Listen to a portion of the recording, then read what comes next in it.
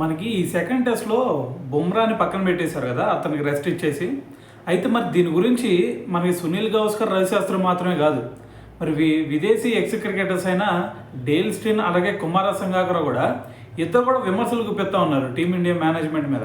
అయితే Dale Stein ఏమంటున్నాడంటే, ఒకసారి అర్థం చేసుకోండి, బుమ్రా లేకపోవడం అనేది పోర్చుగల్ టీము ఏదైతే ఉందో ఏది ఫుట్బాల్లో పోర్చుగల్ టీము రొనాల్డో లేకుండా దిగితే ఎలాగుండిద్దో, టీమిండియా బుమ్రా లేకుండా టీమిండియా ఇంగ్లాండ్ మీద ఆడుతుంటే సో అదే విధంగా అనిపిస్తుందని చెప్పేసి ఒక బోల్డ్ స్టేట్మెంట్ ఇచ్చాడు. సో దాని తర్వాత కుమార సంగాకర్ కూడా ఇదే రీతిలో.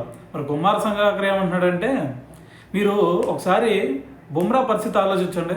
మీరు బుమ్రాకి సెకండ్ టెస్ట్కి ఫస్ట్ టెస్ట్కి మధ్య ఒకసారి చూస్తే మొత్తం 8 days గ్యాప్ వచ్చింది కదా. మరి 8 days గ్యాప్ వచ్చినప్పుడు సెకండ్ టెస్ట్లో ఎందుకు ఆడించట్లేదు?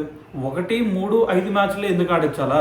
ఇప్పుడు ఇండియా టీం చూస్తే ఫస్ట్ మ్యాచ్లో ఓడిపోయింది, సెకండ్ మ్యాచ్లో కూడా ఓడిపోయింది అనుకోండి, సిరీస్ దాదాపు దూరం అయినట్టే.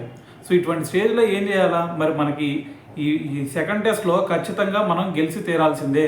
నీకు 8 days గ్యాప్ వచ్చింది కాబట్టి సెకండ్ టెస్ట్లో ఆడు అని చెప్పేసి కోచ్ మరి బుమ్రా దగ్గరికి వెళ్ళి అడగాలి. సో అలా అడగకుండా, లేదంటే అసలు ఈ డెసిషన్ మిమ్మల్ని ఎవరు తీసుకోమన్నారు?